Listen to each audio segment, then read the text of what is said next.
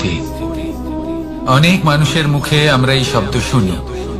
জীবনে যখন অসফল হই, দুঃখ আসে, সংকট আসে, কোনো বিপদ ঘনিয়ে আসে, তখন সমস্ত দোষ আমরা পরিস্থিতির ওপর চাপিয়ে দিই।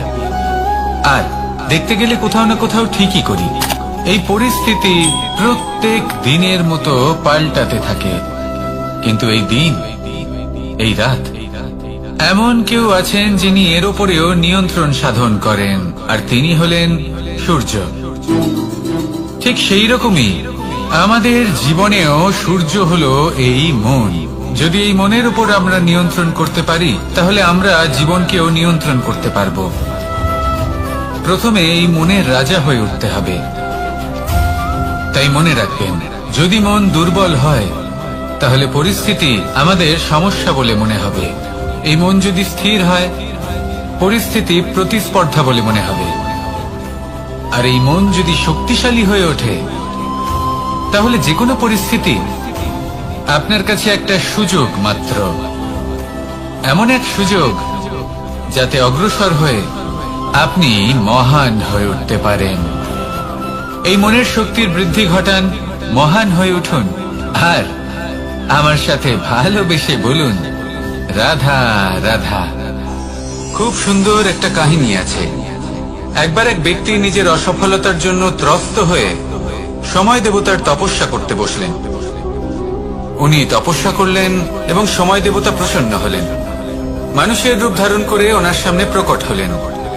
এবার সেই ব্যক্তি ওনাকে জিজ্ঞেস করলেন যে কি এমন আছে যার জন্য আপনি বারবার জয়ী হন আর আমি চিরকাল পরাজিত হয়ে থাকি? কেন এত পরিশ্রম করা সত্ত্বেও আমি সাফল্য লাভ করতে পারি না? তখন সময় দেবতা উত্তর দিলেন যে দিন হোক বা রাত, ঝড় হোক বা ভূমিকম্প, রোদ হোক বা বৃষ্টি হোক, সময়ের সূত্রপাত হোক বা প্রলয়, আমি থামি না, আমি চলতেই থাকি। আর সেই জন্য যিনি থেমে যান তিনি পরাজিত হন আর আমি জয়ী হই। এটাই আমাদের শিখতে হবে। জীবনে সবসময় চলতে থাকুন, কখনো থামবেন না। হ্যাঁ, কিছুক্ষণের জন্য বিরতি নিতে পারেন, বিশ্রাম করার জন্য, নিজেকে আরো সশক্ত করে তোলার জন্য, কিন্তু থেমে যাবেন না। নিরন্তর কর্ম করতে থাকুন, পরিশ্রম করতে থাকুন, তবেই এই সংসার আপনাকে মনে রাখবে। আসুন আমার সাথে ভালোবেসে বলুন, রাধা রাধা। আমাদের জীবনে গুরুজনেরা, জ্ঞানী মানুষজন সবসময় একটা কথা বলে, ধৈর্য ধরো। শুধুমাত্র দুটো শব্দ, কিন্তু কতটা বিশাল সেটা বোঝার চেষ্টা করুন। ছোট একটা অস্ত্র হাতে নিন এবং একটা বিশাল পর্বতে নিরন্তর প্রহার করতে থাকুন। ধৈর্য ধরে সেই কাজ করতে থাকুন। এমন একদিন আসবে, এই বিশাল পর্বতে আপনি একটা পথ তৈরি করবেন। কোন ধনুর্ধর যখন নিজের বিদ্যা অর্জন করেন, তখন তাকেও ধৈর্য ধরতে হয়, তার নিজেকে সময় দিতে হয়, তবেই সে ধনুর্বিদ্যা শিখতে পারে। সেইভাবে আমাদের জীবনেও ধৈর্য ধরার খুব প্রয়োজন। পরিবারে ধৈর্য রাখতে পারলে তাহলে আস্তে আস্তে দেখবেন প্রেম বৃদ্ধি পাচ্ছে। সমাজে যদি ধৈর্য রাখতে পারেন, তাহলে আস্তে আস্তে এই সমাজ আপনাকে সম্মান করবে। যদি নিজের জীবনে ধৈর্য রাখতে পারেন, তাহলে নিজে থেকেই আত্মবিশ্বাস বাড়বে, নিজের বিকাশ হবে। জীবনে সবই সম্ভব যদি ধৈর্য রাখতে পারেন। হয়তো আস্তে আস্তে হবে, কিন্তু হবে অবশ্যই। শুধু ধৈর্য রাখুন, কারণ ধৈর্যই সব থেকে বড় পুঁজি।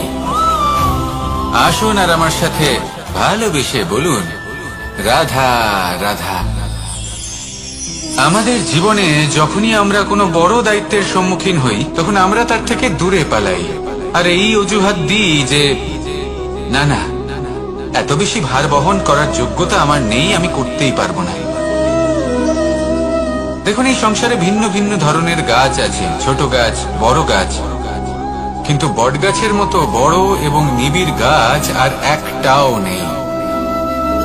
সে নিঃস্বার্থভাবে এই সংসারকে সেবা করে যায়, ছায়া প্রদান করে, শীতলতা প্রদান করে।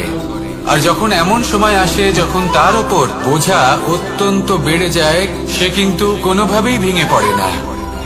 তখন সে নিজের নিঃস্বার্থ কর্মের ফল লাভ করে, সেই নিঃস্বার্থ কর্ম যা সে করেছে। তার দেহ থেকে ছোট ছোট ঝুড়ি বার হয় এবং তা কাণ্ডের আকার ধারণ করে। সেই কাণ্ড মাটির কাছে পৌঁছয় এবং তারপর তা বটগাছের সহায়ক হয়ে ওঠে, সে ভেঙে পড়ে যায় না।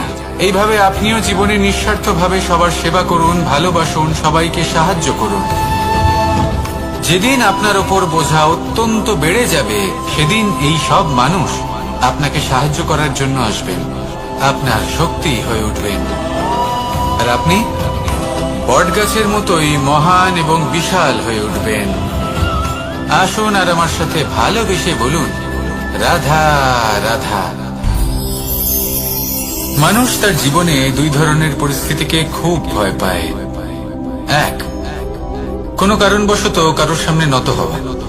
দুই, কোনো কারণে নিজের চরিত্র থেকে, নিজের মূল্যবোধ থেকে বিচ্যুত হওয়া। এবার কেন হয় এরকম যে কথায় কথায় কারোর সামনে নত হতে হয়? কেন বারংবার নিজের চরিত্র থেকে চ্যুত হতে হয়? এরকম কেন হয়? এটা তখনই হয় যখন আমাদের শিক্ষা এবং মূল্যবোধের অভাব থাকে। যদি মানুষের মধ্যে প্রকৃত শিক্ষা থাকে, তাহলে এই সংসারে কোনো সময় এবং কারোর সামনেই নত হওয়ার কোনো প্রয়োজন নেই। যদি মানুষের মধ্যে মূল্যবোধ থাকে, তাহলে তাকে নিজের মূল্যবোধ বা চরিত্র থেকে বিচ্যুত হতে হয় না, তা সে যাই হয়ে যাক না কেন।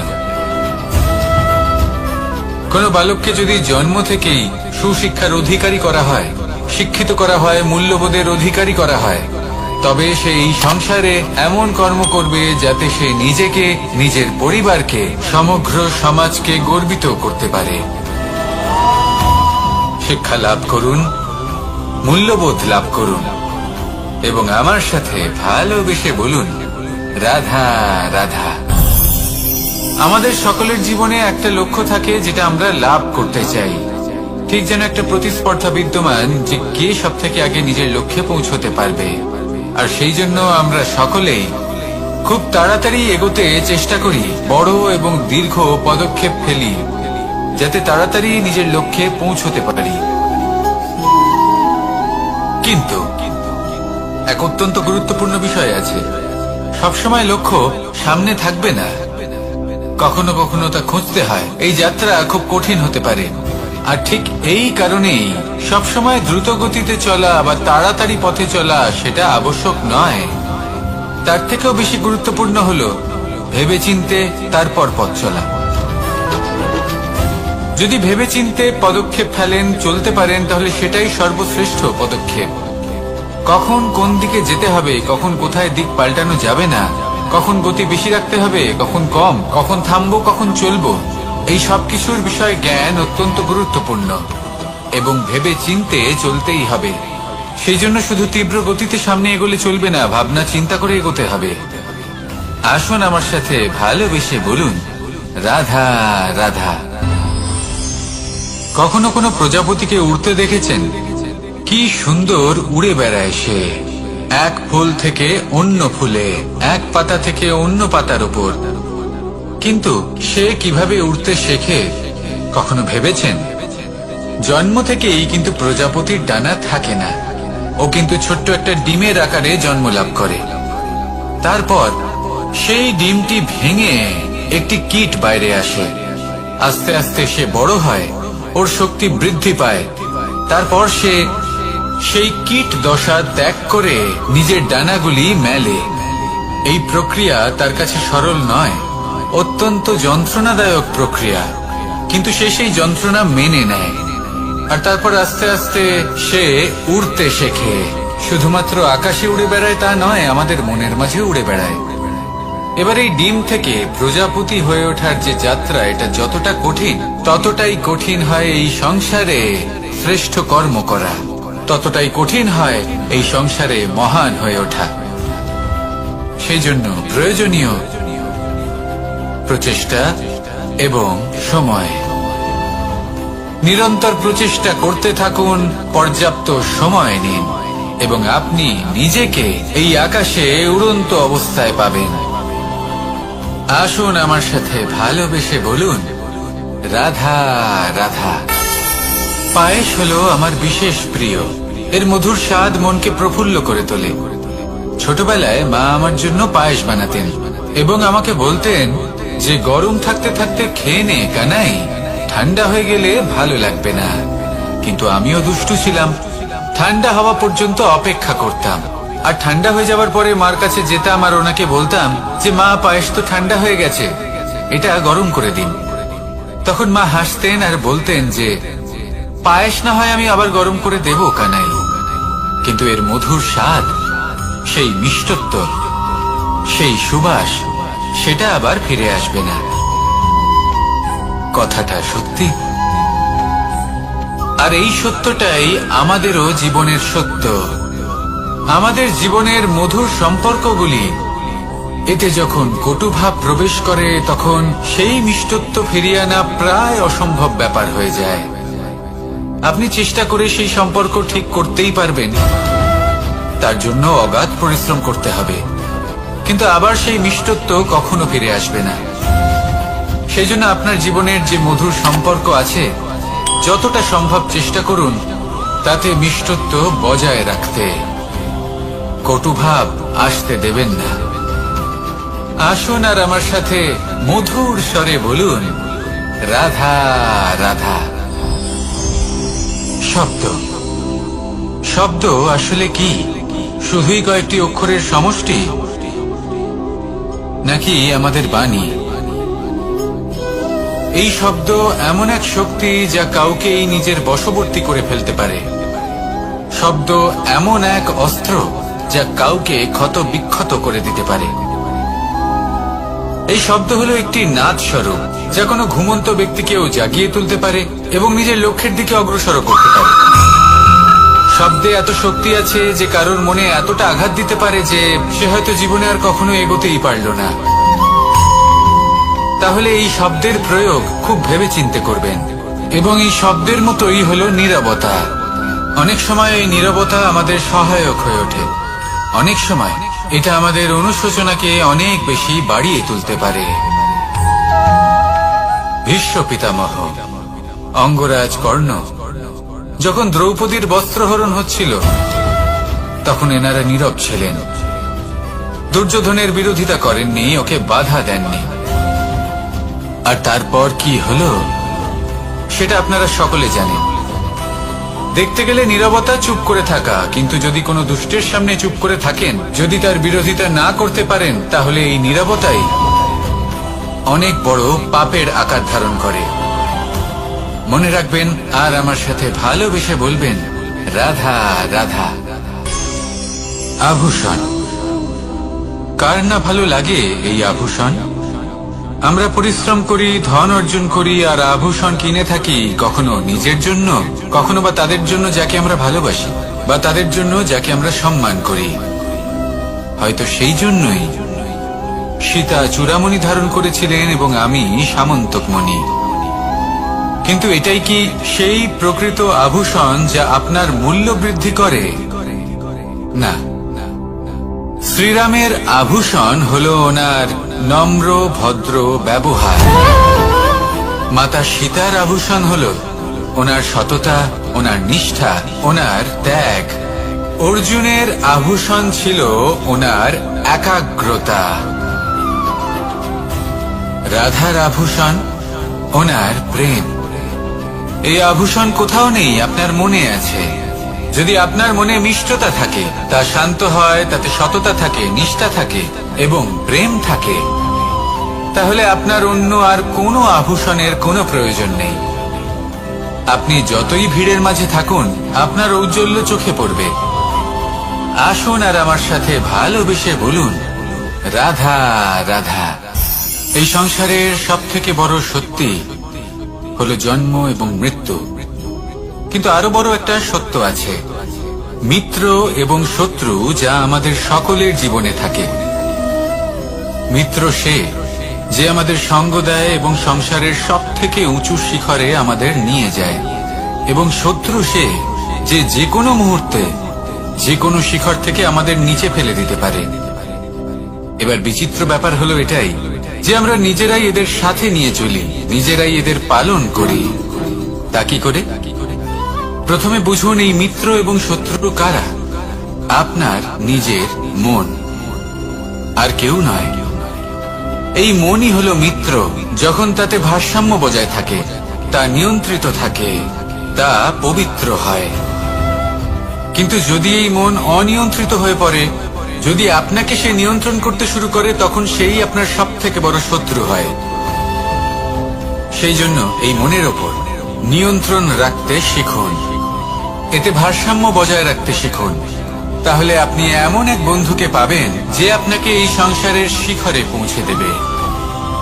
আসুন আমার সাথে ভালোবেসে বলুন, রাধা রাধা। ঈশ্বর আসলে কে? সংসারের বেশিরভাগ মানুষের কাছে ঈশ্বর হলেন এই সংসারের রচয়িতা, পালনকর্তা। কারোর কাছে উনি জ্ঞাতা, কারোর কাছে উনি হলেন আস্থার প্রতীক, আবার কারোর জন্য শুধুমাত্র অন্ধ বিশ্বাস। কিন্তু এই ঈশ্বর কি কোনো শরীর, নাকি একটা বোধ, নাকি শুধুই শ্রদ্ধা? ঈশ্বর হলেন তিনি যিনি হলেন আপনার ইষ্ট। সেই জন্যই তো গুরু, মাতা, পিতা এনাদেরও ঈশ্বরই বলা হয়েছে। যাদেরকে আমরা ঈশ্বর বলে মনে করি, যারা আমাদের ইষ্ট, তারা আমাদের একটি পথ দেখান, একটি দিকে চালিত করেন। সেই পথে চলে আপনি শুভ কর্ম করতে পারেন। আর যখন কোনো ব্যক্তি তার ঈশ্বরের আদেশ পালন করেন, তখন সে নিজে থেকেই শুভ পথে অগ্রসর হয়ে যান। বেশ কয়েকজন মানুষ ঈশ্বরের উপর আস্থা রাখেন এবং ভাবেন যে অনুচিত কোনো কাজ করা উচিত নয়, ঈশ্বর দেখছেন। ওনারা ভয় পান যে কোনো অনুচিত কর্ম করলে কে জানে তার পরিণাম কি হবে। এমন অনেক ব্যক্তি রয়েছেন যারা ঈশ্বরকে বিশ্বাস করেন এবং জানেন যে ঈশ্বর তাদেরকে দেখছেন, তাই যে যে শুভ কর্ম ওনারা করেছেন তার ফল তারা অবশ্যই পাবেন। এবার আপনি ভয় পেয়ে ঈশ্বরকে বিশ্বাস করবেন, নাকি বিশ্বাসের দ্বারা ঈশ্বরকে বিশ্বাস করবেন, সেই সিদ্ধান্ত আপনারই। কিন্তু হ্যাঁ, যদি আপনার মনে ঈশ্বরের জন্য কোনো স্থান থাকে, যদি আপনার কোনো ইষ্ট থাকেন, যদি আপনি কাউকে ঈশ্বর মনে করেন, যার প্রত্যেক আদেশ আপনি পালন করে থাকেন, তাহলে বলি ঈশ্বর কখনো আপনাকে অনুচিত পথে চালিত করবেন না। আসুন আমার সাথে ভালোবেসে বলুন, রাধা রাধা। এই সংসারে ভিন্ন ভিন্ন ধরনের গাছ আছে, অসংখ্য ধরনের প্রজাতি আছে। কিছু গাছ পাতা দিয়ে থাকে, কিছু ফুল, কিছু ফল। কেউ ছায়া প্রদান করে, কেউ শীতলতা প্রদান করে, কেউ নিজেকে খুব কষ্ট দিয়ে এই সংসারের বিকাশে সহায়ক হয়ে ওঠে। কিন্তু এই সবার মধ্যে একটা বিষয় কিন্তু সমান, এরা প্রত্যেকেই পাতা ছাড়া, ফুল ছাড়া, ফল ছাড়া জীবিত থাকতেই পারে, কিন্তু কোনো বৃক্ষই শিকড় ছাড়া বেঁচে থাকতেই পারে না। এটাই হলো রাধার। ঠিক সেইভাবেই আমাদের জীবনে শক্তি হোক, ধন হোক বা সাফল্য হোক, আমাদের বা আমাদের পরিবারের প্রসন্নতাই হোক, এই সব কিছুর আধার হলো, সবকিছুর মূল হলো পরিশ্রম। তাই জীবনে চিরকাল পরিশ্রম করতে থাকুন। যদি আপনি জীবনে মহান হবার পথে অগ্রসর হতে চান, তাহলে পরিশ্রম করুন। এই পরিশ্রম দ্বারাই নিজের পরিবারকে প্রসন্ন করুন, নিজের বন্ধুদের প্রসন্ন করুন, এই সমাজকে গর্বিত করুন। আসুন আমার সাথে ভালোবেসে বলুন, রাধা রাধা। এই সংসারের সব থেকে বড় রোগ কোনটা? কেউ বলবে মানসিক রোগ, কেউ বলবে সেই রোগ যা সর্পদংশনের ফলে হয়ে থাকে। এই সংসারে ভিন্ন ভিন্ন ধরনের রোগ আছে এবং তার সাথে ভিন্ন ভিন্ন ধরনের যন্ত্রণাও রয়েছে। এমন একটা রোগ আছে যা চোখে দেখা যায় না, যা আপনার শরীরে কোনো দাগ রেখে যায় না, কিন্তু আপনার আত্মাকে পর্যন্ত ক্ষত বিক্ষত করে, অসুস্থ করে তোলে, বিনাশ করে দেয় আপনাকে এবং তার সাথে আপনার আত্মাকে। এই অসুখের নাম হলো লালসা। লালসা, যে কর্ম সাধন করেছেন তার থেকে বেশি ফল লাভ করার আশা। লালসা, যা আজ আছে তার থেকে অনেক বেশি লাভ করার ইচ্ছে। এই ইচ্ছে এই সংসারে সবার থেকে এগিয়ে থাকার আপনাকে প্রেরণা যোগাবে, কিন্তু তার জন্য আপনাকে অপরাধযোগ্য কাজ করতে উৎসাহিত করবে। আপনার বন্ধু, আপনার আত্মীয়, আপনার পরিবার, এই সবার থেকে আপনি কখন দূরে চলে যাবেন আপনি বুঝতেই পারবেন না। উচিত অনুচিত কোনটা ধর্ম অধর্ম কোনটা সব ভুলে যাবেন আপনি। সেজন্য মনে রাখবেন, নিজের জীবনে যদি আপনি লালসার থেকে নিজেকে দূরে রাখতে পারেন, তাহলে এর অর্থ হলো যে আপনি এই সংসারের সব থেকে বড় অসুখের ওপর বিজয় লাভ করেছেন। আসুন আমার সাথে ভালোবেসে বলুন, রাধা রাধা। এই সাগর কত বিশাল আকার, কখনো শান্ত কখনো উত্তাল, কিন্তু এই সাগরকে এত মহান কে করে তুলল? জল। এবার এই জলের যাত্রা দেখুন, সেটা কতটা কঠিন। এই জল সাগরে থাকে, সূর্য ওকে এতটা উত্তপ্ত করে তোলে যে এই জল নিজের অস্তিত্ব হারিয়ে ফেলে এবং বাষ্পে পরিণত হয়ে হাওয়ায় মিলিয়ে যায়। তারপরে আকাশে যায় আর নিজের অস্তিত্ব আবার হারিয়ে ফেলে, মেঘে পরিণত হয়। তারপর এই মেঘ কোথাও গিয়ে কোনো পর্বতে ধাক্কা খায়, তারপর আবার এই জল নিজের অস্তিত্ব হারায়। তারপরে বর্ষার রূপ ধারণ করে তা বর্ষিত হয়, বা কোনো পর্বতের চূড়ায় তার শিখরে বরফের রূপ ধারণ করে।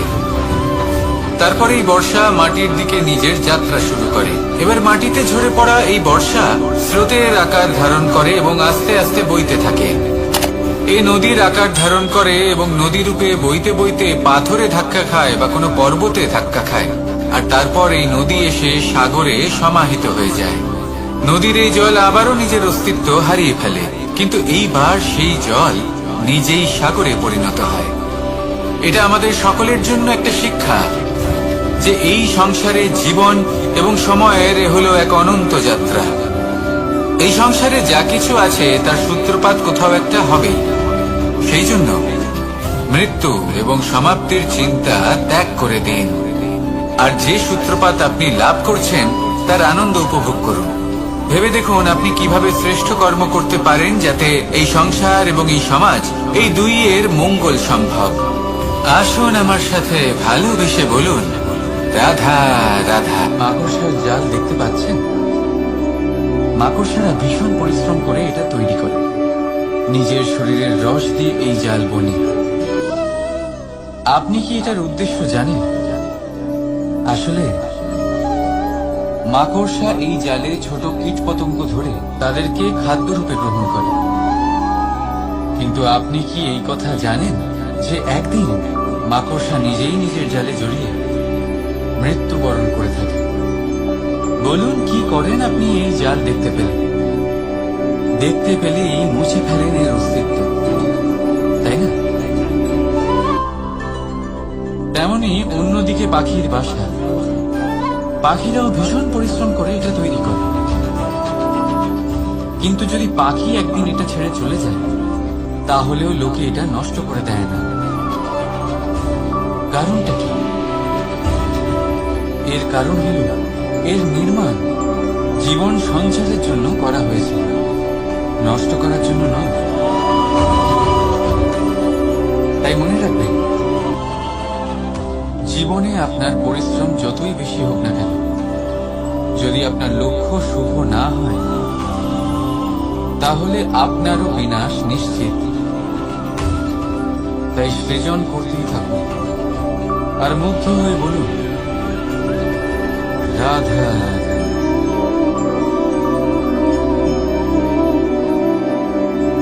আপনার কি মনে হয় আমি কি করছি? আপনি বলবেন আমি প্রদীপ জ্বালাচ্ছি। সঠিক, কিন্তু প্রশ্ন হচ্ছে যে আমি কি আপনাকে বলেছি যে একে প্রদীপ বলা হয়? না। এই প্রদীপ কি নিজেই নিজের পরিচয় আপনাকে দিয়েছে? না। তাহলে আপনি কি করে জানলেন যে একে প্রদীপ বলা হয়?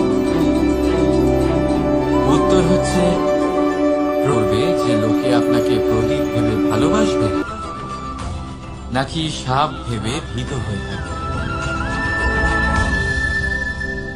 রাধা রাধা। সময় কত বিচিত্র হয়।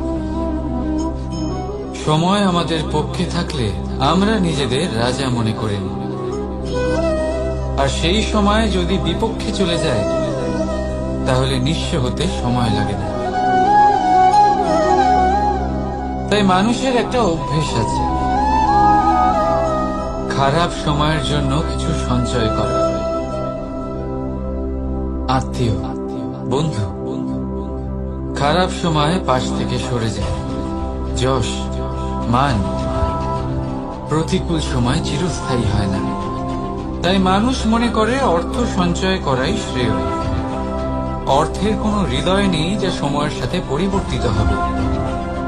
সংসার বলে সর্বদা অর্থ সঞ্চয় করতে থাকুন। খারাপ সময়ে অবশ্যই কাজে লাগবে, কিন্তু আমি বলবো শুভ কর্ম করতে থাকুন, আনন্দে থাকুন, নিজের ওপর আর ঈশ্বরের ওপরে বিশ্বাস রাখুন। খারাপ সময় কখনো আসবেই না। রাধা রাধা। প্রকৃতি মানুষকে এক বিশেষ শক্তি দিয়েছে, অন্য জীবের থেকে বেশি শক্তি দিয়েছে। স্মরণ শক্তি। এই শক্তি মানুষকে অন্য জীবের থেকে ভিন্ন করে, ইতিহাস রচনা করার প্রেরণা দেয়, জ্ঞানকে বংশানুক্রমে এগিয়েও নিয়ে যায়। আর যারা ভুলে যান, অধিকাংশ সময় তারা উপহাস আর দয়ার পাত্র হয়ে যান। কিন্তু এটাই কি প্রকৃত রূপে সত্য? না। এই স্মরণ শক্তি মানুষের বিকাশের সব থেকে বড় বাধা হয়ে দাঁড়ায়। তার মনকে দূষিত করে দেয়। খারাপ অভিজ্ঞতা, কারোর করা বিশ্বাসঘাতকতা, কারোর কটাক্ষ বেশিরভাগ মানুষই ভুলতে পারেন না। রাধা রাধা। মানুষ নিজের পরিবারের জন্য কত কিছুই না করে, দিন রাত পরিশ্রম করতে থাকে যাতে তার পরিবারের প্রয়োজন পূরণের জন্য অর্থ রোজগার করতে পারে। কিন্তু শুধু অর্থ রোজগার করাটাই কি যথেষ্ট? আপনি বলবেন হ্যাঁ, নিশ্চয়ই। অর্থ দিয়ে সব কিছু পাওয়া যায়, বিদ্যা পাওয়া যায়, বাড়ি পাওয়া যায়, ওষুধ পাওয়া যায়, আর কত কিছুই না পাওয়া যায়। এইসব একটা পর্যায় পর্যন্ত সঠিক, কিন্তু একটু মন দিয়ে ভেবে দেখুন, যখন কোনো শিশু অসুস্থ হয়ে পড়ে তখন সে ওই তিক্ত ওষুধ কেন খেয়ে নেয়? এই জন্য কারণ ওর পিতা সেই ওষুধ অর্থ দিয়ে কিনেছে? না, বরং এই জন্য কারণ তার পিতা যে তার সামনে দাঁড়িয়ে, তার উপরে তার বিশ্বাস আছে। বিশ্বাস আছে যে উনি তার কিচ্ছু হতে দেবেন না। এই বিশ্বাস, এই সংস্কার, এই শিক্ষা কখনো অর্থ দিয়ে পাওয়া যায় না। এটা পাওয়া যায় সেই সময় থেকে যা মাতা পিতা তাদের সন্তানের সাথে কাটিয়েছে। তাই জীবনে অর্থ অবশ্যই উপার্জন করুন, কিন্তু নিজের পরিবারকেও সময় দিন, আনন্দ পাবেন। রাধা রাধা। বিরোধিতা এমন এক শব্দ যা শুনে আমরা সবাই ভয় পেতে থাকি। যদি কেউ আমাদের বিরোধিতা করে তা আমাদের সহ্য হয় না। আমরাও কারোর বিরোধিতা করে কোনো শত্রুতা করতে চাই না। এই ধরনের ভাবনা আমাদের মনে আসতেই থাকে। কিন্তু বিরোধিতা, এই শব্দ আপনার শান্তির জন্য, আপনার সুখের জন্য কতটা গুরুত্বপূর্ণ তা আপনারা জানেন না।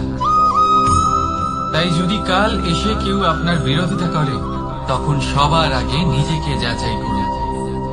আপনি কি ভুল করেছেন? আপনার দোষ কি? নিজের মধ্যে কি ত্রুটি আছে সেটা বোঝার চেষ্টা করুন, নিজেকে সংশোধন করার চেষ্টা করুন, তারপর দেখুন বিরোধিতার এই আগুন আপনাকে স্বর্ণ থেকে কুন্দন বানিয়ে তুলবে। বলা হয় এই সংসারে খারাপ বেড়েই চলেছে, কিন্তু তার কারণ এ নয় যে খারাপ মানুষ বেড়ে চলেছে। তার কারণ হল যে ভালো মানুষ, যাদের ভালো চিন্তা, ভালো বিচারধারা আছে, তারা খারাপের বিরোধিতা করতে পারে। যদি আপনার সম্মুখে কোনো খারাপ কর্ম হয়, তাহলে তার বিরোধিতা করতে সংকোচ করবেন না, কারণ বিরোধিতার এই আগুন মন্দকে পিছুপা হতে অবশ্যই বাধ্য করে। রাধা রাধা।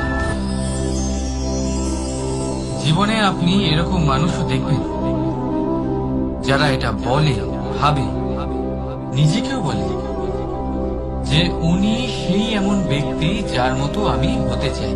ঠিক আছে, কারোর থেকে প্রেরণা নেওয়াটা কোনো ভুল নয়, কিন্তু কখনো কখনো এই প্রেরণা গুরুত্বহীন হয়ে যায় আর আমরা শুরু করে দিই সেই ব্যক্তিকে নকল করতে। এখানেই থেমে যায় আমাদের উন্নতি। এবারে দেখুন, সংসারে শত কোটি রঙের ফুল আছে, কিন্তু তারা কখনো একে অপরকে নকল করে না। সময়কে ব্যবহার করুন নিজের অস্তিত্ব নির্মাণ করার জন্য, কারণ কারোর ছায়া হওয়ার থেকে ভালো আপনি কারোর জন্য প্রেরণা হয়ে উঠুন। রাধা রাধা। আমরা সকলে পাথুরে রাস্তা এড়িয়ে চলি, কারণ এই পথের পাথর আমাদের যাত্রা আরো কঠিন করে তোলে, আমাদের পা আহত করে দেয়। কিন্তু একটা গুরুত্বপূর্ণ কথা আমরা ভুলেই যাই, এই কঠিন পথে না শুধু আমাদেরকে নিজেদের দুর্বলতার সাথে পরিচয় করায়, বরং আমাদের শক্ত হওয়ার প্রেরণাও দিতে থাকে। সময়ের সাথে ঠিক এমনটাই হতে থাকে। সবাই ভালো সময়ের অপেক্ষা করতে থাকে, ভালো সময়ের জন্য পরিশ্রম করেন, তার জন্যই চিন্তা করেন, কিন্তু ভুলে যান যে ভালো সময় বহুবার আমাদের বিবেক নষ্ট করে দেয়। সেখানেই খারাপ সময় আমাদের বুদ্ধিকে সঠিক পথে চালিত করে। রাধা রাধা। ঘোড়াকে যতই প্রশিক্ষণ প্রদান করুন, তার মুখে লাগাম তো পরাতেই হবে। একজন ভালো চালক সেই ঘোড়ার লাগাম মাঝে মাঝে টেনে ধরে, তাকে সঠিক পথে চালিত করতে, যাতে সেই ঘোড়া দিকভ্রান্ত না হয়। এবার একটু ভাবুন, ঠিক এরকমই হয় আমাদের মন। যদি এটা বিবেকের লাগাম দিয়ে মাঝে মাঝে আমরা টেনে না ধরি, তাহলে আমাদের এই মন দিকভ্রান্ত হতে পারে। আর যদি আপনি আপনার লক্ষ্যে পৌঁছতে চান, তখন মনের এই লাগাম মাঝে মাঝে আপনাকে অবশ্যই টেনে ধরতে হবে, কারণ বিবেকের এই পথ প্রদর্শনই আপনাকে ভালোভাবে আপনার লক্ষ্যে পৌঁছে দেবে। মনে রাখবেন আর আমার সাথে ভালোবেসে বলবেন, রাধা রাধা। আপনি কখনো জাঁতা কল দেখেছেন? তাতে গম পেশা হয়। গমকে এমন ভাবে পেশা হয় যাতে আমরা তা খেতে পারি, জীবিত থাকতে পারি। আর যদি আপনি মন দিয়ে দেখেন, তাহলে কলের নিচের অংশ কখনো ঘোরে না, শুধুমাত্র উপরের অংশই ঘোরে। আর তবেই তা গম পিষতে পারে, আর তবেই রুটি তৈরি হতে পারে। কিন্তু ভেবে দেখুন, যদি কলের দুটো অংশই ঘুরতে থাকে, তাহলে কি হবে? তা গম পেশার বদলে একে অপরকে পিষে নিজেদের অস্তিত্ব শেষ করে দেবে। তাই জীবনে কোনো কাজ যখন মন আর মস্তিষ্ক মিশিয়ে করা হয়, তখনই তা সম্পন্ন হয়। কিন্তু যখন বিষয় হলো ভক্তি, তখন মস্তিষ্কের যুক্তির মৌন থাকা প্রয়োজন। আর যখন বিষয় হলো কর্ম আর ন্যায়, তখন মনের আবেগের মৌন থাকা প্রয়োজন। মানুষের জীবনে সবসময় কিছু না কিছু ঘটে চলেছে। কখনো ভালো কিছু ঘটে, আবার কখনো দুর্ঘটনা ঘটে। এবার যখনই কোনো দুর্ঘটনা ঘটে, মানুষ ঈশ্বরের কাছে প্রার্থনা করে যে, হে ঈশ্বর, আমাকে রক্ষা করুন, এই বিপদ থেকে আমাকে উদ্ধার করুন। বা সে সেই সমস্ত দোষ চাপিয়ে দেয় নিজের প্রারব্ধ, নিজের ভাগ্যের ওপর। কিন্তু যদি আপনি গভীরভাবে ভাবেন, তাহলে প্রত্যেক দুর্ঘটনা, বাধা এবং বিপদ আপনার জীবনে শুধু একটাই উদ্দেশ্য নিয়ে আসে, আপনাকে আরো যোগ্য করে তোলার জন্য। যদি আপনাদের একটা উদাহরণ দিই, বর্ষার ঋতুতে যখন প্রচন্ড মাত্রায় বৃষ্টি পড়ে, ছাদ থেকে জল পড়তে থাকে, তখন আপনি নিশ্চিত করে নেন, স্থির করে নেন যে এবার আমি এই ছাদকে নতুন করে বানিয়ে তুলব, আরো শক্তিশালী বানিয়ে তুলব, আরো দৃঢ় বানাবো। আপনার জীবনে যখন কোনো অসুখ করে, তারপর আপনি জীবনে আরো সাবধানী হয়ে যান, আরো সতর্ক হয়ে যান, স্থির করে নেন যে এটা যেন দ্বিতীয়বার না হয়, ঠিক কিনা? এই বিপদ, এই দুর্ঘটনা, এই সংকট, এগুলো জীবনে আসবে আপনাকে আরো শ্রেষ্ঠ করে তোলার জন্য। এবার এটা আপনার ওপর। আপনি একে ভাগ্যের পরিহাস বলে মনে করবেন, নাকি ঈশ্বরের সংকেত মনে করবেন, যিনি আপনাকে আরো শ্রেষ্ঠ করে তুলতে চান? সিদ্ধান্ত আপনারই। আসুন আর আমার সাথে ভালোবেসে বলুন, রাধা রাধা। এই সংসারে যখনই দুজন মানুষ একত্রিত হয়ে কোনো সমস্যার বিষয়ে আলোচনা করেন, তখন হয় সবার শেষে কোনো না কোনো সমাধান বের করেন বা কোনো না কোনো বিবাদ করেন। এই বিবাদ হলো মনুষ্য জীবনের সব থেকে বড় ঝামেলা, সব থেকে বড় সমস্যা। ভেবে দেখুন, এই বিবাদ কেন হয়? তখনই হয় যখন বার্তালাপ ঠিকমতো হয় না। আর বার্তালাপ ঠিকমতো কেন হয় না? কারণ বেশিরভাগ সময় মানুষ একটাই ভুল করে বসে। সামনের মানুষের কথা শোনেন, কিন্তু তার উত্তর দেবার জন্য, তার কথার মর্ম বোঝার জন্য নয়। কিন্তু যেদিন থেকে, যে মুহূর্ত থেকে আপনি এটা শিখতে শুরু করে দেবেন যে আমি অপরের কথা শুনব, কিন্তু সেটা বোঝার জন্য, তাকে উল্টে জবাব দেবার জন্য নয়, সেদিন থেকেই বিবাদের সমাপ্তি ঘটবে আর বার্তালাপ স্পষ্ট হয়ে যাবে। দেখুন, হয় সামনের মানুষের কথা বুঝতে শিখুন, বা নিজের বক্তব্য ভালোভাবে সামনের মানুষটাকে বুঝিয়ে বলুন।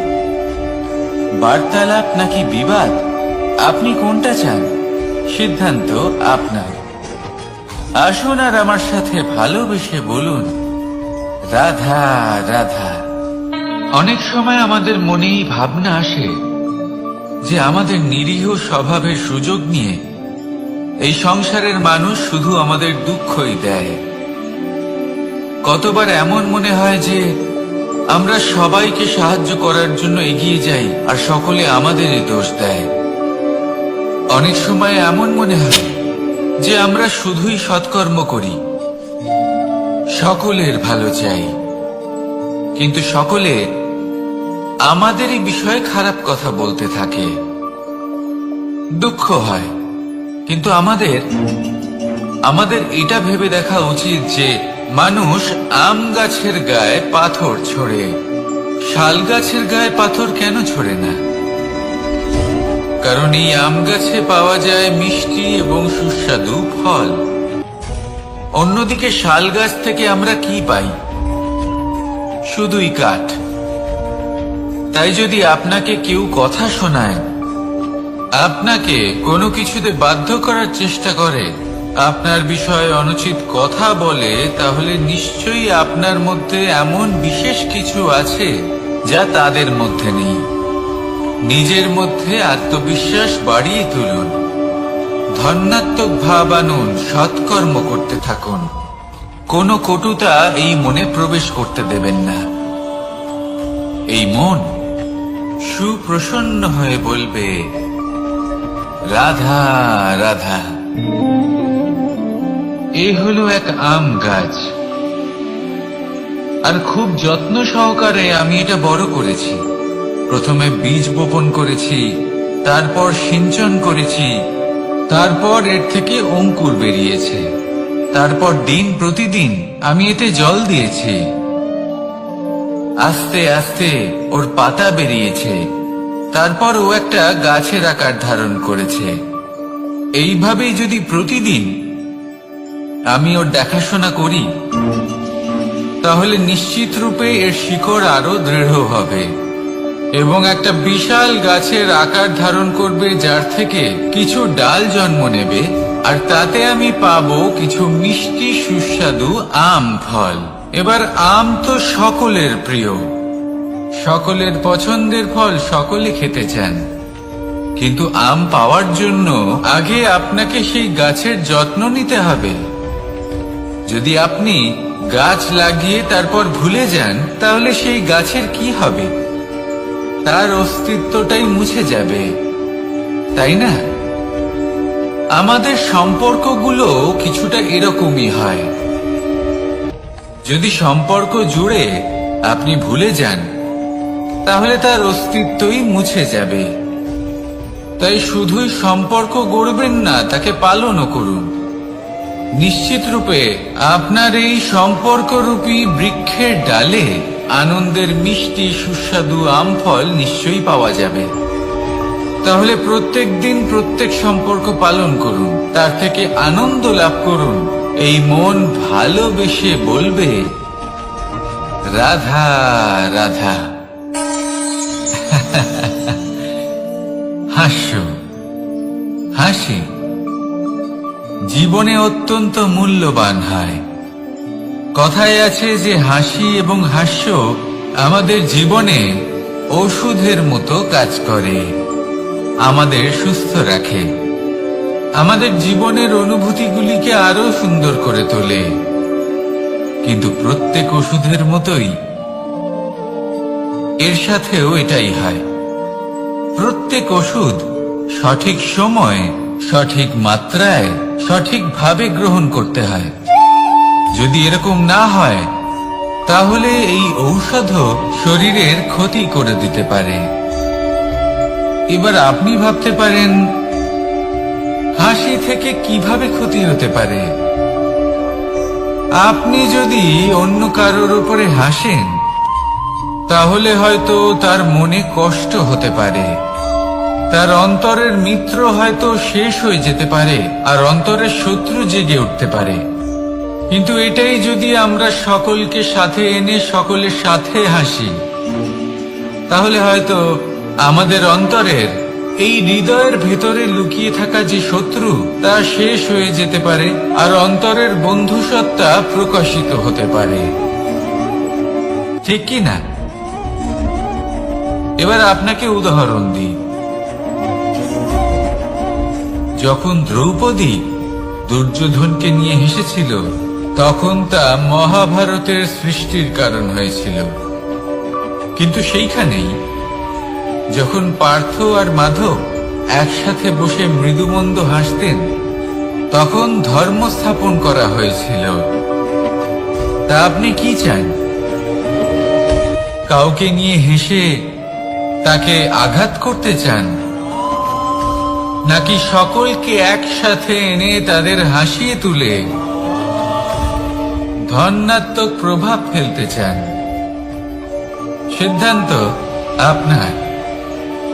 আসুন আর আমার সাথে ভালোবেসে বলুন, রাধা রাধা। সিংহ। কথায় আছে সিংহ হলো বনের রাজা। কিন্তু যখন সিংহের তথা বনের রাজার খিদে পায়, তখন তাকেও বাইরে এসে কর্ম করতে হয়। কোন হরিণ নিজে সিংহের সামনে এসে এটা বলে না যে, আরে আপনি হলেন বনের রাজা, আপনি আমাকে ভোজন রূপে গ্রহণ করুন, আমি নিজের প্রাণদান করতে প্রস্তুত রয়েছি। এমন তো কখনোই হয় না। সিংহকে গুহা থেকে বাইরে বেরোতেই হয়, বনে ঘুরে বেড়াতে হয়, ধৈর্য ধরতে হয়, বিভিন্ন ধরনের পরিশ্রম করার পরেই তার ক্ষুধা নিবারণ হয়। হরিণ নিজে থেকে তার কাছে চলে আসে না। সেইভাবেই জীবনে কি সাফল্য আমাদের কাছে নিজে থেকে হেঁটে আসে? কখনোই আসে না। ততক্ষণ আসে না যতক্ষণ না আমরা পরিশ্রমের পথে চলা শুরু করছি। পরিশ্রম করতে থাকুন, এই পরিশ্রমের পথে অগ্রসর হতে থাকুন। যতক্ষণ আপনি পরিশ্রমের পথ ধরে এগোতে থাকবেন, সাফল্য আপনার কাছে আপনা আপনিই চলে আসবে। তাহলে জীবনে নিরন্তর প্রয়াস করুন, পরিশ্রম করতে থাকুন, সাফল্য লাভ করুন, আর আমার সাথে ভালোবেসে বলুন, রাধা রাধা। জীবনে ক্ষমা চাওয়া তাও কিছুটা সহজ, ক্ষমা করতে পারা অত্যন্ত কঠিন। ক্ষমা 2 অক্ষরের এই শব্দ হতে পারে, কিন্তু অত্যন্ত বড় এই শব্দ, অত্যন্ত গুরুত্বপূর্ণ এই শব্দ। কখনো কখনো অন্য কাউকে ক্ষমা করে দেওয়া তাও কিছুটা সহজ কাজ, কিন্তু নিজেকে ক্ষমা করতে পারা অত্যন্ত কঠিন হয়ে দাঁড়ায়। অতীতে যদি আমাদের এমন কোনো ভুল হয় যে কারণে আমরা নিজেকে ক্ষমা করতে পারি না, অনেক সময় এমন কিছু ভুল করে বসি যে বিষয় শুধু আমরাই জানি, কিন্তু আমরা নিজেকে ক্ষমাই করতে পারি না, আর আমাদের বিকাশ সেখানে স্তব্ধ হয়ে যায়। কারণ যদি আপনি ক্ষমা করতে না শেখেন, নিজেকে ক্ষমা যদি না করতে পারেন, তাহলে তা আপনার জীবনের সবথেকে বড় বাধা হয়ে দাঁড়াবে। সেই জন্য জীবনে অবশ্যই শিখুন যে কিভাবে নিজেকে ক্ষমা করতে হয়, আর শিখুন যে আগের করা ভুল আবার কি করে না করা যেতে পারে। এই মন হালকা হবে আর প্রসন্ন হয়ে বলবে, রাধা রাধা। আপনি কখনো কোনো সরোবরের দিকে তাকান যার জল হলো শান্ত, স্থির।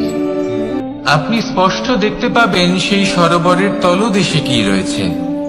তাতে সাঁতরে বেড়াচ্ছে সুন্দর মাছ, চকচকে কিছু পাথর, স্বর্ণরূপী বালি, সবই আপনি দেখতে পাবেন। কিন্তু যখনই আপনি একটা ছোট্ট পাথর তুলে সেই জলে ছুঁড়ে ফেলবেন, তখন সেই জল বিচলিত হবে, আর সেই স্পষ্টতা ন্যূনতম হয়ে যাবে। তারপর কিছুই স্পষ্টভাবে দেখা যাবে না। এই ঘটনা মানুষের সাথেও ঘটে।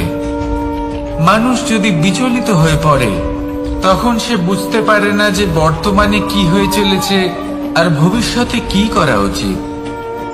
কিন্তু সেই মানুষ যদি শান্ত থাকেন, স্থির থাকেন, ধন্যাত্মক থাকেন, তাহলে নিশ্চিত রূপেই বুঝতে পারবেন যে বর্তমানে কি করতে হবে আর ভবিষ্যতে কি করতে হবে। তাই নিজের মধ্যে সেই স্থিরতা আনুন, সেই ধৈর্য ধরুন, নিজেকে শান্ত রাখুন, আর সবার মধ্যে ভালোবাসা ছড়িয়ে দিন। এই মন প্রসন্ন হয়ে বলবে, রাধা রাধা।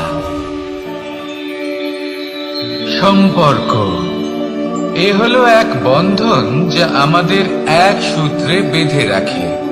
কিন্তু এমন কিছু ব্যক্তি থাকেন যারা এই সম্পর্কের বিষয়ে নিজস্ব একটা ধারণা করে ফেলেন, যে সম্পর্ক এরকম হওয়া উচিত, সম্পর্ক সেরকম হওয়া উচিত। আমি এই সম্পর্কের জন্য কত কিছু করেছি এই ব্যাখ্যা করতে থাকেন, আর তার বদলে অনেক কিছু প্রত্যাশাও করেন। কিন্তু সত্য হলো এটাই যে সব সম্পর্ক একরকমের হয় না, কিন্তু প্রত্যেক সম্পর্কের একটা বিশেষত্ব থাকে। যেমন চোখ আর নাকের এই সম্পর্ককেই দেখুন। চোখের সব থেকে কাছে কে আছে? নাক আছে। কিন্তু এই চোখ দিয়ে এই নাককে আমরা দেখতেই পাই না। তবে কি ধরে নেব এই সম্পর্কের কোনো মূল্য নেই? এমনও নয়। ঠিক এইভাবেই যদি কোনো ব্যক্তি তার আবেগ আপনার কাছে ব্যক্ত করতে না পারে, বা প্রকট করতে না পারে, বা আপনাকে বোঝাতে না পারেন, তাহলে তার মানে এটা নয় যে তার সাথে আপনার সম্পর্কের তিক্ততা রয়েছে। এমনটা কখনোই নয়। শুধু চোখ আর নাকের এই সম্পর্কের মতোই হলো আমাদের জীবনে আমাদের আপনজনের সাথে সম্পর্ক। যদি কারোর ব্যবহার আপনার প্রতি অনুচিত হয়, বা যদি কেউ অনুপস্থিত থেকে থাকে, বা কেউ যদি আপনাকে বুঝতে না পারেন, তাহলে তার অর্থ এটা নয় যে আপনি সেই সম্পর্ক ভেঙে ফেলবেন। বুঝুন, আপনার জীবনে তার গুরুত্ব কোথায় আর তার জীবনে আপনার। সম্পর্ক গড়ে তুলুন, তাকে পালন করতে শিখুন, একসাথে মিলে চলুন। এই মন সুপ্রসন্ন হয়ে বলবে, রাধা রাধা। প্রারম্ভ শূন্যের দ্বারা হয়ে থাকে, তা সে ব্রহ্মাণ্ডই হোক, পৃথিবী হোক, আদি ইত্যাদি হোক। সবাই নিজের অস্তিত্ব শূন্য থেকে লাভ করে। এই শূন্য যার নিজের কোনো অস্তিত্ব নেই, কিন্তু সে সকলকে অস্তিত্ব দান করে থাকে। আমাদের এই শূন্যের মতো হতে হবে। যে আমাদের সাথে যুক্ত হবে তাদের অস্তিত্ব অনেক বেশি প্রখর হবে, বিশাল হবে, শ্রেষ্ঠ হবে। কিন্তু যেই আমরা তাদের থেকে দূরে যাব, তারা আমাদের উপস্থিতির আভাস পাবে, আমাদের গুরুত্ব বুঝতে পারবে। শূন্যই হলো সূত্রপাত, শূন্যই হলো সমাপ্তি। শূন্যকে কেউ যতই ছোট মনে করুক, কিন্তু এই শূন্য অত্যন্ত গুরুত্বপূর্ণ। তাই এই শূন্যের মতো হয়ে উঠুন আর আমার সাথে ভালোবেসে বলুন, রাধা রাধা। সাগরের ঢেউ সমুদ্র তটে ধাক্কা খেয়ে, পাথরের সাথে ধাক্কা খেয়ে তার আকার বদলে দিতে পারে। বিভিন্ন আকারের পাথরে এদের ঘষে ঘষে গোলাকার বানিয়ে দিতে পারে। কিন্তু এই সাগরের ঢেউ এদের নিজেদের আকার কখনো বদলায় না। কিন্তু এমন কেন? কারণ এরা বিচ্ছিন্ন হয়েও আবার একত্রিত হতে জানে। অর্থাৎ যখন এরা বিচ্ছিন্ন হয় তখন মতভেদ অবশ্যই, কিন্তু আবার একত্রিত হওয়া হলো এদের একতার প্রতীক। দেখুন, ঝগড়াঝাটি, তর্ক বিতর্ক, মতভেদ এগুলো জীবনের অভিন্ন অঙ্গ, কিন্তু এদের কখনো মনে প্রবেশ করতে দেবেন না। যদি মনে প্রবেশ করেও ফেলে, তাদের মনে ঘর করতে দেবেন না, এদের বের করে ফেলুন। এই ঝগড়াঝাটি, তর্ক বিতর্ক, মতভেদ এদের সারা জীবন সাথে নিয়ে চলবেন না। যদি একসাথে নিয়ে চলতে চান, তাহলে সকলকে একসাথে নিয়ে চলুন, ঢেউয়ের মতো। একতায় বিশ্বাস রাখুন। একসাথে মিলে যদি এগোতে থাকেন, তাহলে অনেক দূর পৌঁছবেন। নয়তো শুধু দূরের কথা ভেবেই যাবেন।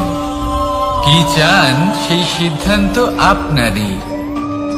আসুন আর আমার সাথে ভালোবেসে বলুন, রাধা রাধা। এই সাগর হলো বিশাল। কথায় আছে যে জীবনের উৎপত্তি সাগর থেকেই হয়েছে। কথাটা ঠিকও। এই সাগরই আমাদের ভিন্ন ভিন্ন ধরনের বনস্পতি প্রদান করেন, মণি এবং মুক্ত প্রদান করেন। আমরা কতটা তুচ্ছ সেই বিষয়ে আমাদের উপলব্ধি ঘটান, আমাদের প্রেরণা প্রদান করেন, যাতে আমরাও সাগরের মতো বিশাল হয়ে উঠতে পারি। এই সাগরের অনেকগুলো গুণ আছে যা আমরা শিখতে পারি। আজ আমি কথা বলবো একটা বিশেষ গুণের বিষয়। বেশিরভাগ মানুষ মালিন্য, নোংরা পদার্থ, নোংরা বস্তু, অপদ্রব্য এই সাগরে ভাসিয়ে দেন। কিন্তু সাগর এই পদার্থ নিজের মধ্যে একত্রিত করে রাখেন না, এই সব নিজের ভেতর থেকে বাইরে বের করে দেন। এ হলো অত্যন্ত শ্রেষ্ঠ একটা গুণ। কিন্তু এই কাজকেও সার্থক করার জন্য সাগরেরও একটা তটের প্রয়োজন পড়ে, যেখানে সাগর এই সব বস্তু বাইরে বের করে ফেলতে পারে। আর মানুষও ভিন্ন কিছু নন। দেখুন, মানুষেরও তো একটা তটের প্রয়োজন পড়ে। এই তট, তিনি হয়তো আমাদের গুরু হতে পারেন, আমাদের মা বাবা হতে পারেন, ভাই বা মিত্র হতে পারেন, বা হয়তো সেই সমস্যাগুলি যার থেকে আমরা দূরে পালিয়ে যাচ্ছি। কারণ যখন আপনি এই সমস্যাগুলির সম্মুখীন হবেন, শেষ পর্যন্ত আপনি শিক্ষাই পাবেন। সব থেকে বেশি গুরুত্বপূর্ণ এই মনকে পবিত্র রাখা, আর তার জন্য একটাই উপায় আছে, এই মন তার মন্থন করা। যদি এই মনের মন্থন করেন তাহলে পূর্ণরূপে পবিত্র হবেন, আর এই মন, আপনি তো জানেনই, প্রসন্ন হয়ে বলবে রাধা রাধা। নেকড়ে, নেকড়ের বিষয়ে আমরা সকলে জানি।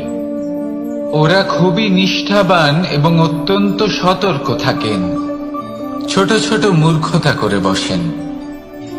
এনারা হাড় চিবোতে খুব ভালোবাসেন, কিন্তু চিবোতে চিবোতে এদের মাড়ি ছড়ে যায়, সেখান থেকে রক্তপাত হতে থাকে। সেই রক্ত ওনারা পান করেন, আর ওনাদের মনে হয় এই রক্ত হাড় থেকেই পাচ্ছেন। ওনারা ভাবেন যে এই হাড় চিবিয়ে আমরা আনন্দ লাভ করছি, কিন্তু আসল সত্য হলো এটাই যে ওনারা নিজেদেরই ক্ষতি করছেন। আমরা মানুষ, আমাদের সাথেও এমনটাই হয়। কখনো কখনো ভুলবশত আমরা এমন কোনো কাজ করি, আর আমাদের মনে হয় যে আমরা বাইরে থেকে আনন্দ লাভ করছি, কিন্তু সত্য হলো এটাই যে আমরা শুধুই ক্ষতিগ্রস্ত হচ্ছি। এটা হলো খুব বড় একটা শিক্ষা, যা আমাদের শেখা উচিত। তা হলো এটা যে আমাদের বোঝা উচিত যে কখন আমরা লাভবান হচ্ছি আর কখন ক্ষতিটাকেই লাভ বলে মনে করছি। এই শিক্ষা যদি আপনি প্রাপ্ত করতে পারেন, তাহলে এই সংসারে আপনার থেকে বেশি প্রসন্ন আর কেউ থাকবেন না। তাহলে আসুন আর আমার সাথে ভালোবেসে বলুন রাধা রাধা। মানুষের জীবনে তিনটি গুণ অত্যন্ত প্রয়োজনীয়: শ্রদ্ধা, বিনম্রতা, যোগ্যতা।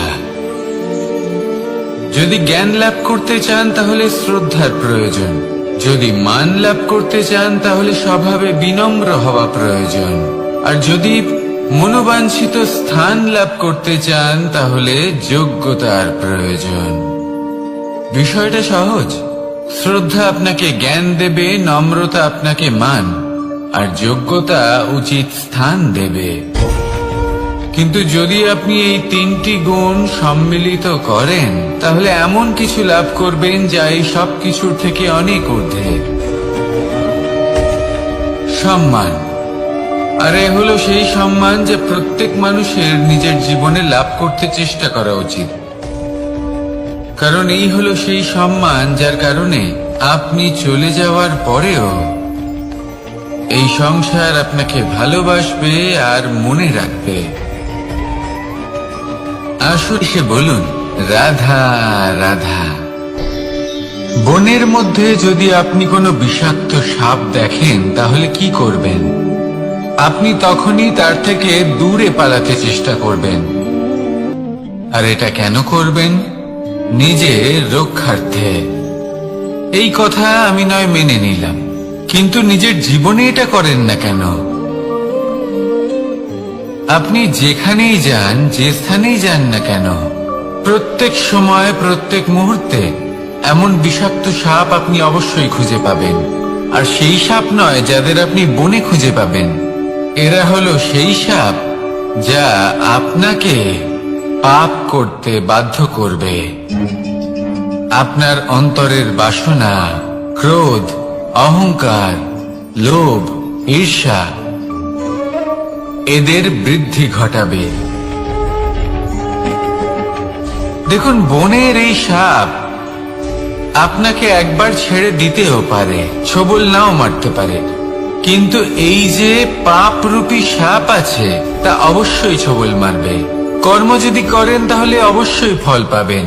সেই জন্য যখনই কোথাও যাবেন, যদি এমন কাউকে দেখেন, যদি এমন কিছু দেখেন যে আপনাকে পাপ করতে বাধ্য করছে, তাহলে সেই মুহূর্তে সেখান থেকে পালিয়ে যান। যেমন বনের সাপ দেখে আপনি পালাতে থাকেন। সৎকর্মের রক্ষা অত্যন্ত আবশ্যক। আসুন আর আমার সাথে ভালোবেসে বলুন, রাধা রাধা। যদি কোনো সিংহ বানরের মতো গাছে চড়তে চেষ্টা করে তাহলে কি হবে? একটা মাছ যদি মাটিতে হাঁটতে চেষ্টা করে তাহলে কি হবে? তারা বিফলই হবে। কিন্তু এরকম কেন হয়? তার কারণ হলো প্রকৃতির রচনা কিছুটা এরকম।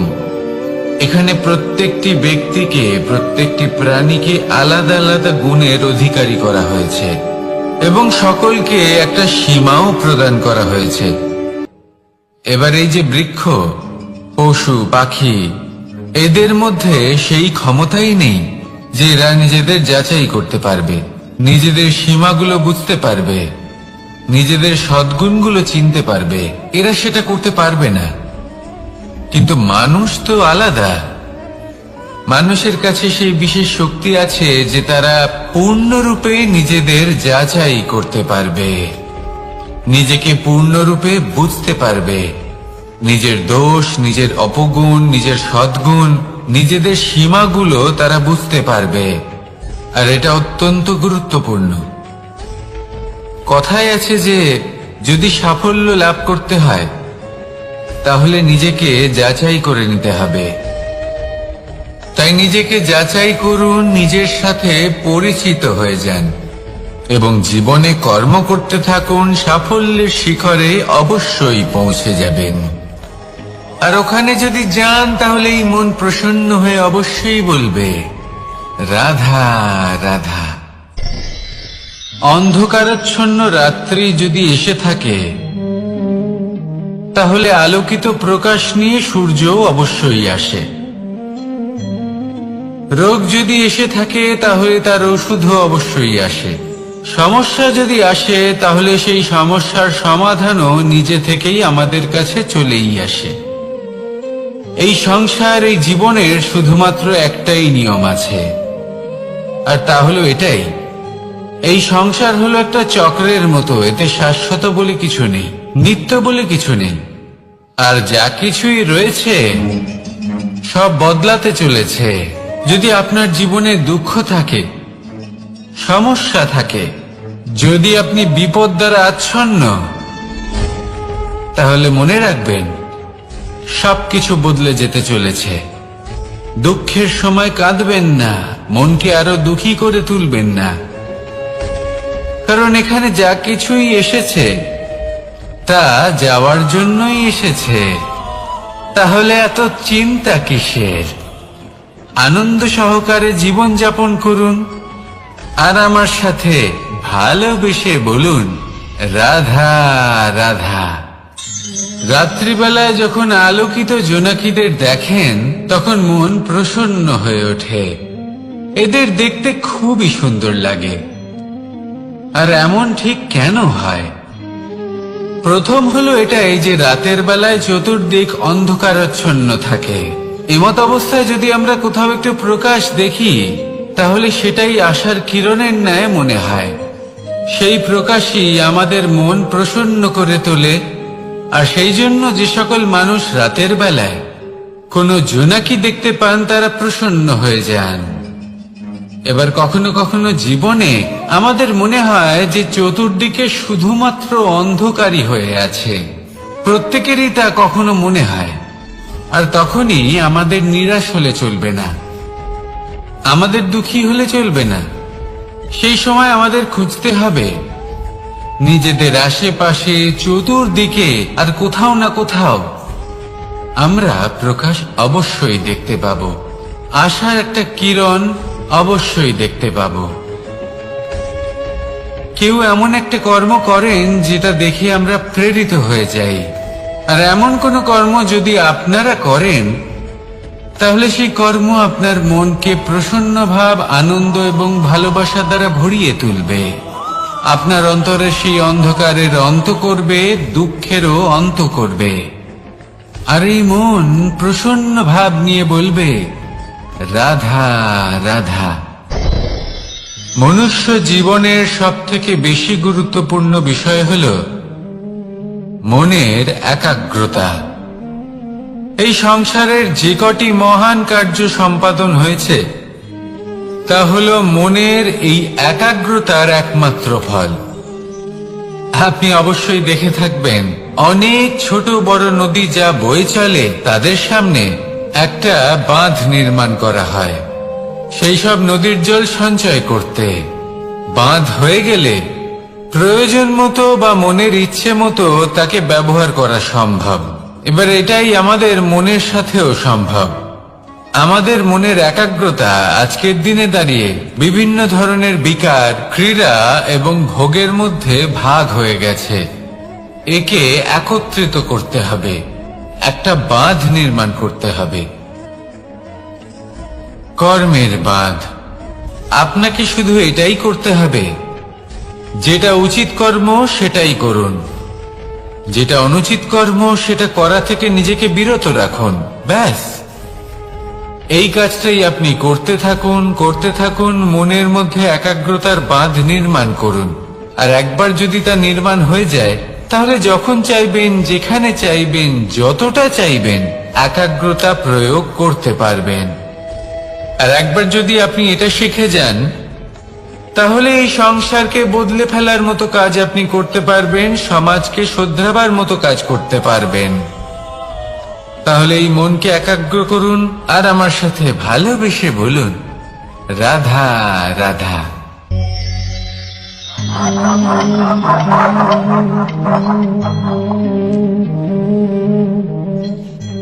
কোন ব্যক্তিকে নিশ্চয়ই দেখেছেন যিনি নিজে কাঠ কাটার এই কাজে নিপুণ এবং অভিজ্ঞ। এবার আপনারা দেখবেন যে তার মনোযোগ সমস্ত কাঠের ওপর থাকে না, তার মনোযোগ থাকে শুধুমাত্র একটা কাঠের ছোট্ট একটি অংশের ওপর, যেখান থেকে তার টুকরো করা হচ্ছে। কিন্তু সেটা উনি কেন করেন?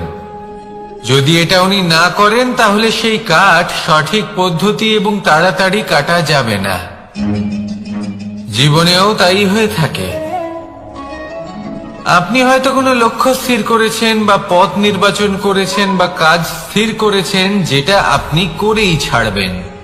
তাহলে নিজের সম্পূর্ণ মনোযোগ শুধুমাত্র তার উপর কেন্দ্রীভূত করুন।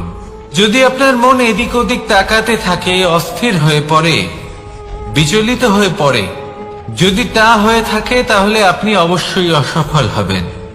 তাই কর্মঠ থাকুন, নিরন্তর কর্ম করতে থাকুন এবং পূর্ণ মনোযোগ দিয়ে নিজের কাজ করুন। নিজের পথে অগ্রসর হন বা নিজের লক্ষ্য প্রাপ্ত করতে চেষ্টা করুন। তারপর দেখুন কি হয়, কিভাবে উচিত পথে এবং তীব্র গতিতে আপনার লক্ষ্য আপনার কাছেই পৌঁছে যায়।